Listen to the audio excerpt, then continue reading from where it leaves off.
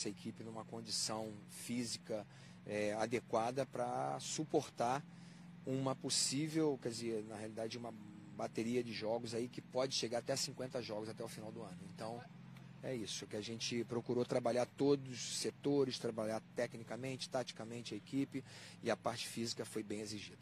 Agora uma dúvida, né, que eu tô, até então você estava utilizando o Evander na frente, mas o Rios renovou o contrato, assim. O que você está planejando para esse jogo? O Rios volta a ser escalado ali na frente ou você vai manter o Evander?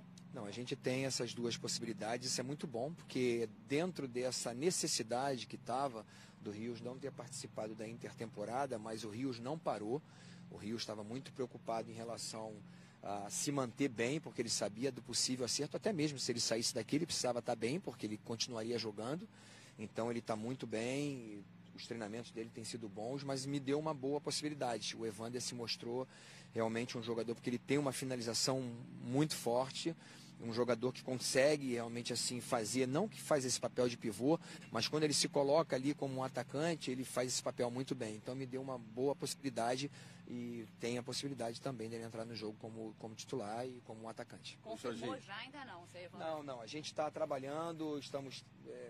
todos os dias a gente tendo todo o cuidado para trabalhar a parte tática, sem muita...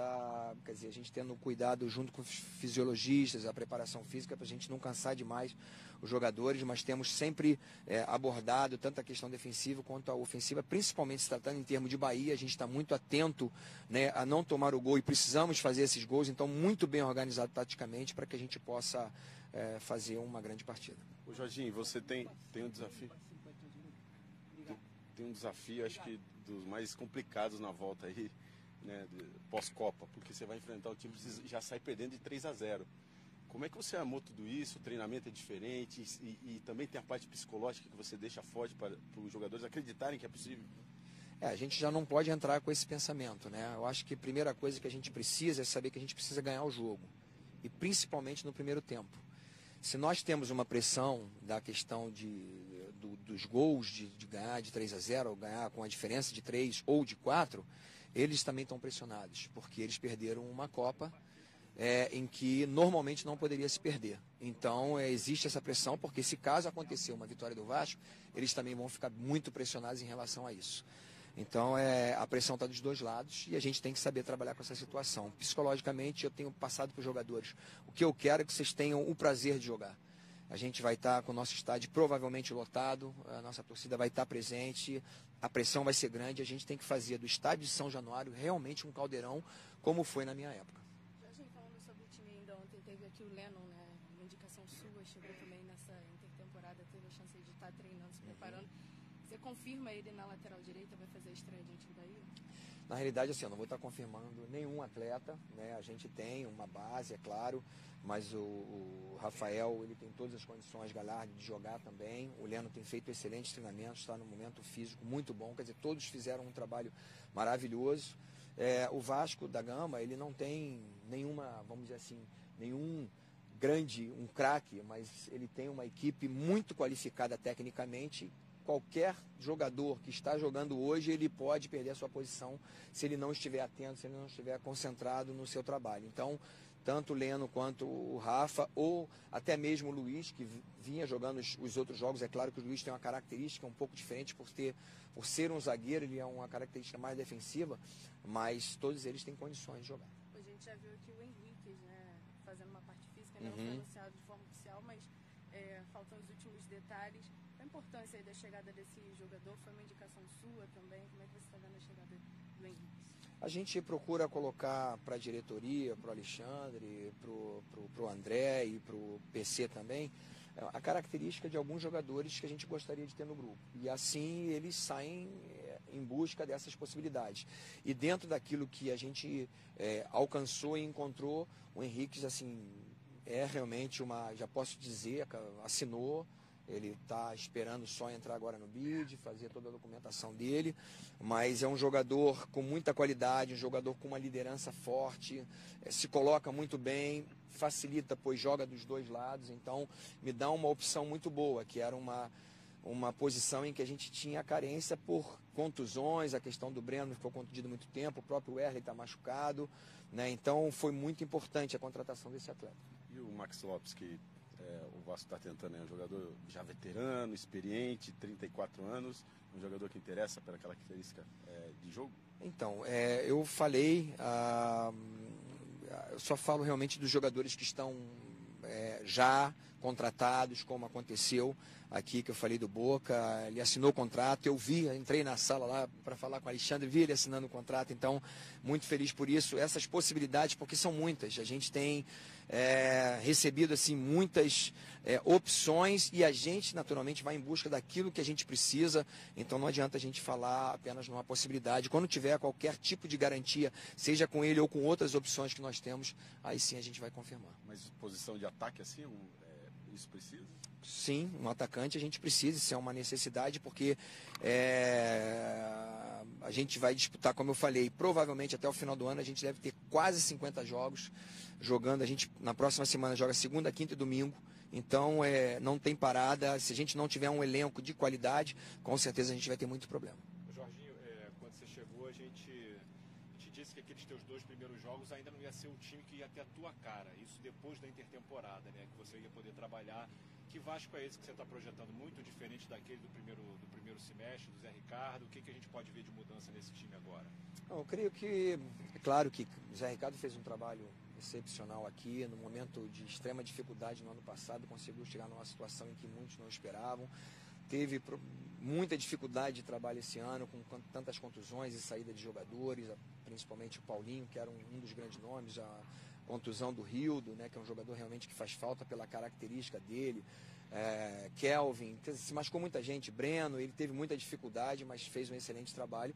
Agora, cada treinador tem a sua característica, a sua forma de jogar, eu não fico preso a um sistema apenas. De início a gente vai começar no 4-2-3-1, mas a minha equipe ela sabe muito bem, como eu acabei de falar, a gente defende quase com 2 linhas de 4, bem montadinhas, bem organizadas, é uma característica minha, mas dentro do jogo eu gosto muito que haja uma variação dentro desse sistema tático, que é uma realidade, a gente nunca pode, a gente só consegue ver o sistema tático realmente montado quando inicia o jogo.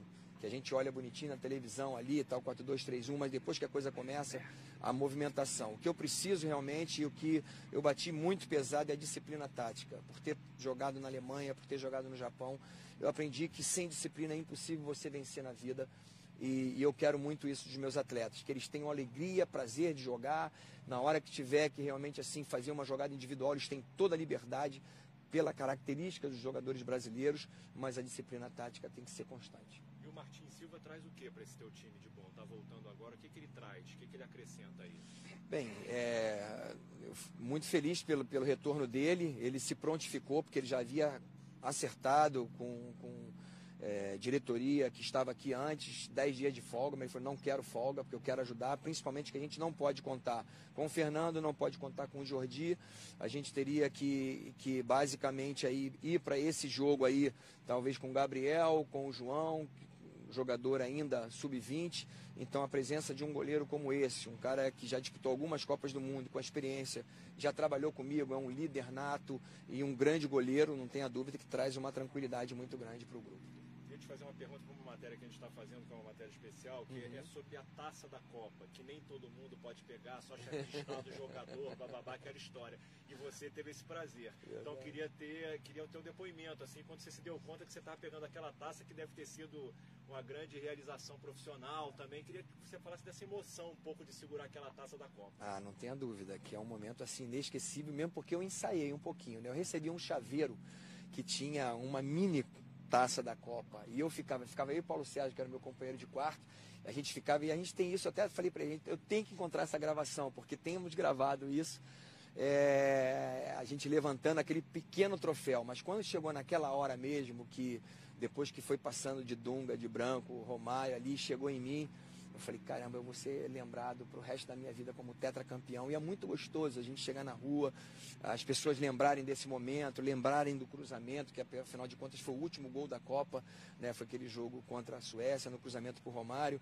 Então é um momento inesquecível, que é difícil a gente descrever assim em palavras, mas se eu posso descrever alguma coisa assim tão maravilhosa, eu posso dizer que é quase como um orgasmo.